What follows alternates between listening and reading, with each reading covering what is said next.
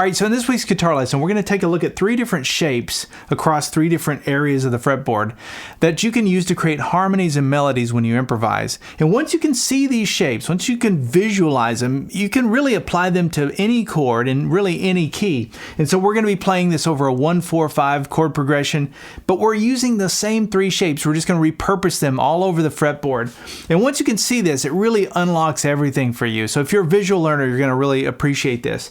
So in this video, we're going to go through those different shapes. I'll explain how to play them and how to use them. And we're also going to go through the first half of the composition that I played in the intro.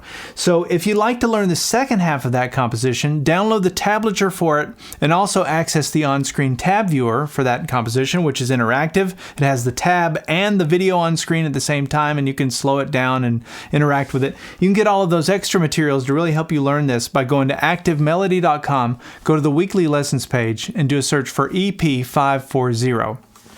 Okay, so here's how I want to start this. We're going to start off by learning the 3 different shapes. We're going to start off with just one chord, and then we'll kind of break it out from there, and we'll add the other chords. But the first chord we're going to look at is a D chord. And if I were to ask you to play a D chord, this is how most of us would play a D. This is the first thing we think about. But there's different ways you can play a D chord, obviously. And one of the ways that's in the same area here, and it looks pretty similar, is like this. Now that's a D chord using the C shape. So I'm going to reference the cage system in just a few spots, and this is one of them. It doesn't mean you have to make this chord shape. I just wanted to show you where this is coming from. So this is a D chord using the C shape. And when I say C shape, I'm talking about these 3 fingers. They're making what would be C shape down in first position. Slide it up, capo with your finger, and you've got a D chord here. Now inside that, if I got rid of my pinky and I just looked at strings 4, 3, and 2, and by the way, everything we're going to be looking at really hinges on strings 4, 3, and 2. You'll see that repeated over and over again. So we're going to start off by learning these triads, and then we'll get into harmonies. But here's the first one. That's a D chord, a D triad in this position. It's really out of the C shape. Now the D note in that triad is here on the 2nd string. So, okay, just make that little connection in your head. Okay, you got my D note on the 2nd string there. There's my D triad. Okay, now we're going to think of this as a train line. We're going to move up the train line to the next stop. The next stop would be up here. We're going to play another D triad up here. Now this one's easy because you could just use one finger and just bar the first 4 strings on the 7th fret, but we're still going to be playing only strings 4, 3, and 2. Now in this D chord, this D triad, my D note is on the 3rd string. So remember when we played it down here, it was on the 2nd string, now it's on the 3rd string. Now there's one other shape we're going to learn. We're going to move up the train line to this stop and play my D chord here. Now this would be playing out of the E shape from the cage system. And by the way, this little triad, that would be like your A shape. So you have your C shape, your A shape, and then we're up to the E shape. But all we need are strings 4, 3, and 2. We're sticking to those strings. So when I play this, my ring finger is on the 12th fret 4th string. So my 4th string is my D note. So as a quick recap then, D note is on the 2nd string, my D note is on the 3rd string, and up here, my D note is on the 4th string. I'm only mentioning that so that you can have a reference point. So if you can find a note name on your 4th string, for example, you can apply this little shape and you've got a major triad. Or if you can find your note name on your 3rd string, you can apply this shape, and then so forth, and then down here. All right, so now we've determined those 3 triads and the caged positions that they come from. But let's get rid of one of the strings, because when we're playing harmonies, sometimes it sounds way better to just play 2 notes instead of 3. It can sound a little bit muddy when you're playing 3 notes at once. So instead of me playing this, I'm going to play this. Much prettier. It still has the same message, but a prettier and less muddy. So it's strings 2 and 4, and we're going to apply strings 2 and 4 to each of these shapes. So we're going to look at that as one shape. We're going to come up here. Here's that triad, but we're only going to play strings 4 and 2, and we're going to do the same thing up here. So now we've got the D here, and the D up here, using these little harmonized. It's like a harmonized 6th. So even with that information, just that information, I can already start to improvise just off of one chord. So for example,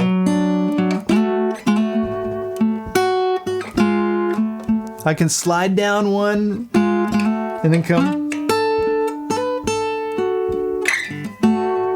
Now watch this. Okay, so that's using that same shape, but we're walking it down chromatically, 2 frets, and then we come back to the shape we started with.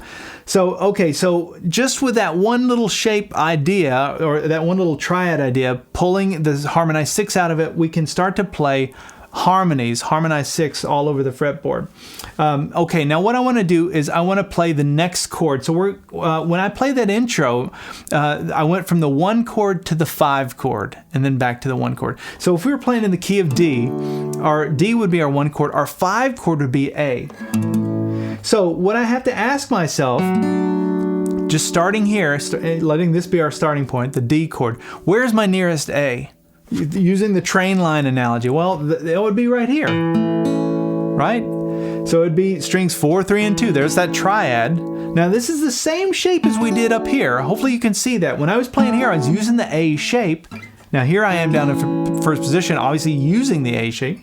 But if I wanted to play the harmonized 6, I would just play strings 4 and 2. Okay, so where going up the train line, where's my next A? Oh, it'd be up here. Right? That's the little stair step shape like we did up here, but we're doing it here now. Because my A chord using the E shape would be here, right?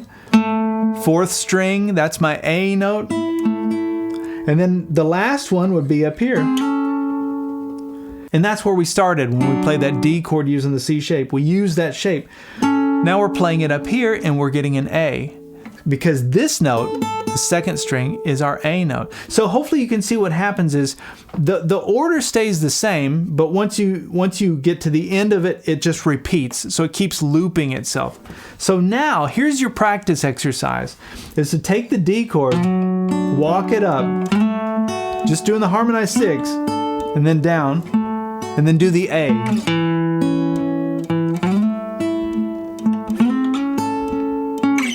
And then go back to the D. And it's great practice just to be able to see those spots on the fretboard and jump those distances like that and be able to do that fluidly. So if you just practice that, going from the 1 chord, your D chord, to the A chord and then back, it'll start to cement that stuff in your mind and start to make it a little more concrete. Okay, the only other chord in this composition was the 4 chord, and the 4 chord in the key of D is a G. So using the nearest neighbor analogy, if I'm here, remember we played my D chord here, we played the A chord shape here, or the A harmony I should say. Where's my nearest G in this neighborhood? Oh yeah, it's right here. Remember, there's my G chord using the E shape. Oh yeah, there's the stair step, there's the triad. We just need strings 2 and 4 though. So moving up the train line, my next shape would be here. Now remember, that's the one we started with the D chord. That's that C shape. And then the next one up would be up here. There's the A shape, strings 2 and 4. And we use strings 2 and 4 for all of this. So now practice going from the 1 chord to the 4 chord to the 5 chord, using that same little technique like this. Now here's the 4 chord.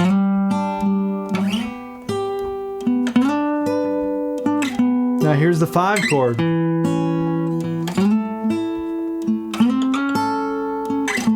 then back to the 1 chord. Now that information may not seem like much, but you've really unlocked everything. So watch this. If I were to just play and just totally improvise here. Here's my 1 chord. We're going to go to the 5 chord.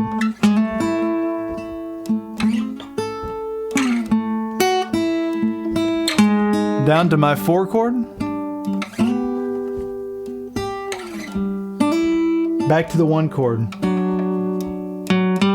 Back to the 4 chord, back to the 1 chord. You see what I'm doing there? I'm just playing on strings 2 and 4 for everything, but I'm able to go through those chord changes in different spots of the fretboard and improvise. And I'm starting to play kind of interesting sounding harmonies. It sounds like a thought out, very planned out lead, but it's just going through those different positions. Here's my 1 chord, my D. Let's go to the G.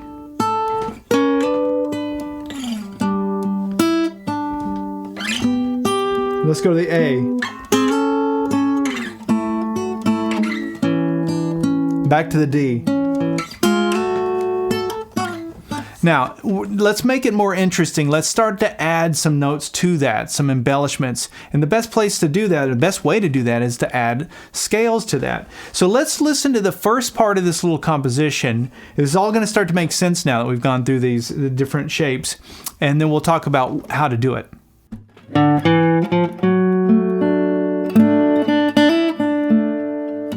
All right, so let's talk about what just happened there. So the first thing I played was this. Now, what I'm doing is I'm starting with that D chord, using the C shape, just that little triad that we started with. But I started with the major scale. I'm connecting the major scale to that. Actually, there's a chromatic note in there, but what I'm doing in my head is I see this chord shape. It's a D.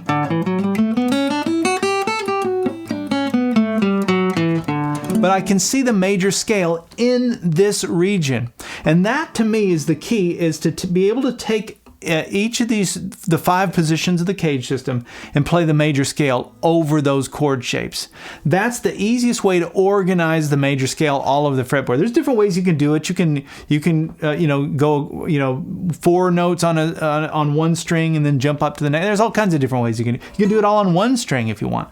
But to me, like the easiest way to compartmentalize it is to connect them to those shapes. So I can see the different shapes, right? And then I can come up to my E shape. Now, I will put a lesson up where I go through all 5 positions. I did it over a G chord, but obviously you can apply this to anything once you understand the concept. So check out that lesson if you want more information with practice material and everything on how to play your major scale across the 5 different shapes of the cage system. So anyway, the first thing that happened here was me starting, with this low D note here with my pinky. And notice my fingers line up over the frets, pinky over the 5th, ring over the 4th, middle finger over the 3rd, and index finger over the 2nd. And we started off with this D note down here and walked up. We're just walking up the major scale, but I threw in a chromatic note.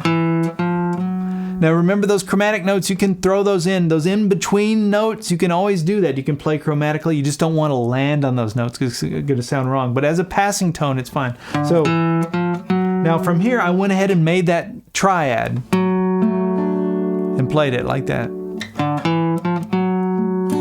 And strummed it. And then I went, these are all notes out of the major scale. I just did a hammer on between the 3rd fret and the 5th fret on the 2nd string, and then down to the 2nd fret, 3rd string. So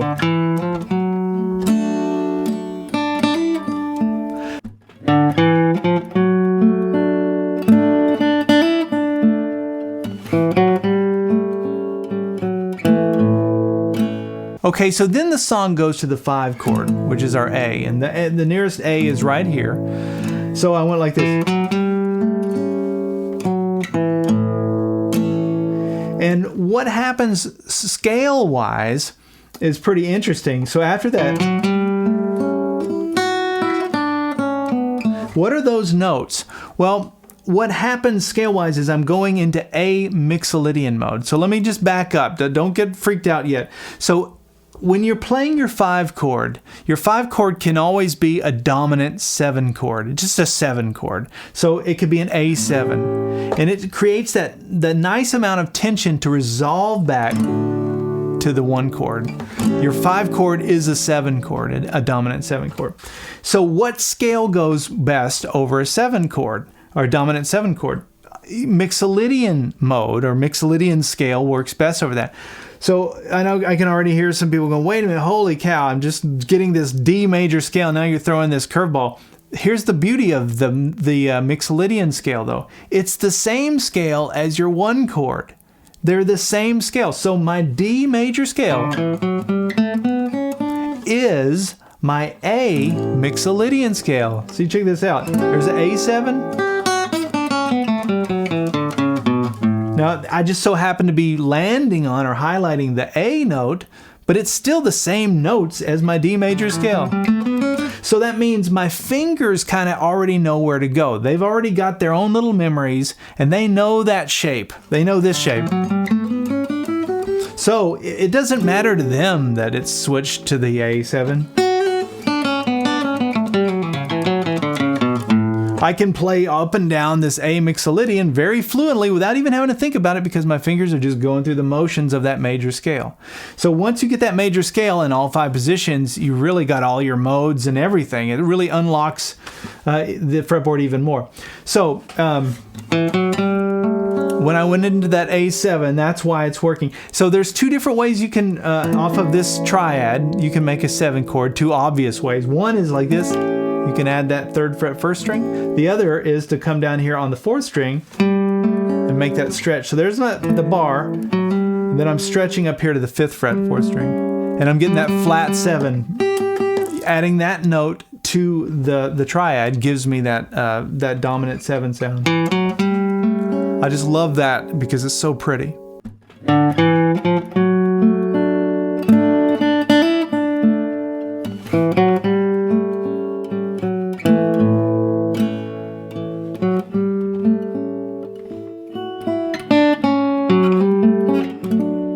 And then I played this.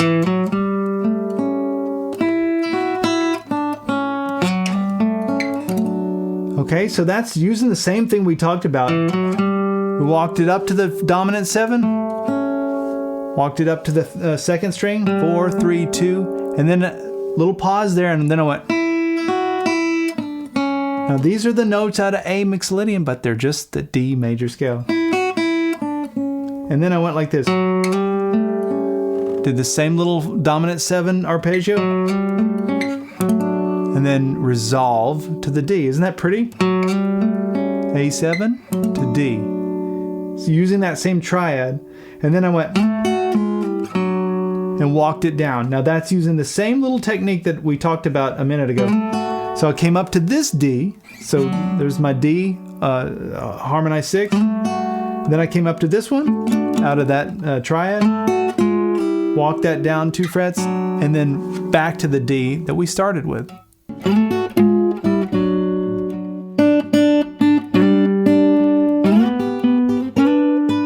Now the song goes to our 4 chord, which is a G. And remember, I'm here. I ended here.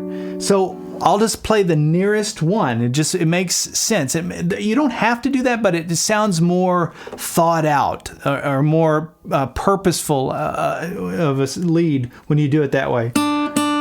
So I'm just going to hit that 2nd string, and then watch this. That you can already tell that we're into the 4 chord. We're into that G chord. And then watch this.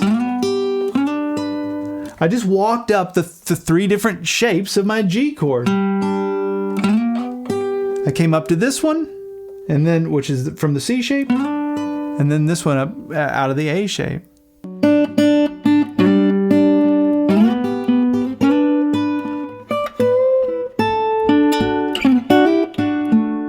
And then the song goes back to the D chord, and to get me back, I went. So I'm up here in this G shape, and I hold down my index finger on the 10th fret 1st string, and then I come down to the 12th fret 2nd string. Play both of those notes with a half bend on the 2nd string. And then watch this.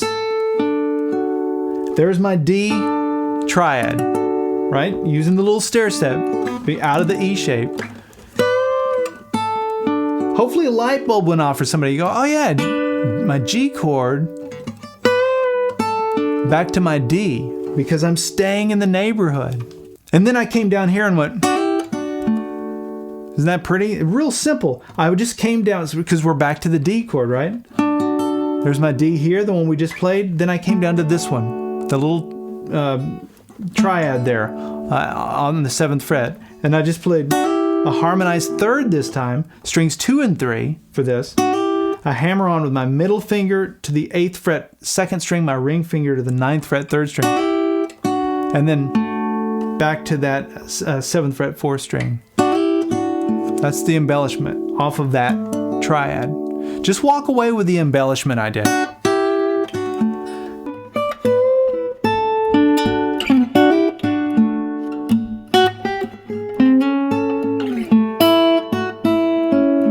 And then the song goes to the A chord, and I walked it up like this. So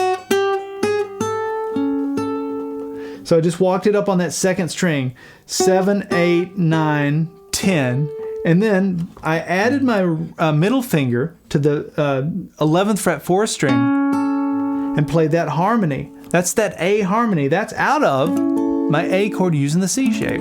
Right? So this is the first shape we started with a D chord. But we're playing it up here now, and it's an A chord. So, and then I walk down to the A chord using my E shape. And played it like that. Strings 4 and 2. Little embellishment, pinky to the 7th fret 2nd string. And then we played the middle finger on the 6th fret 3rd string. And then back to the 7th fret 4th string.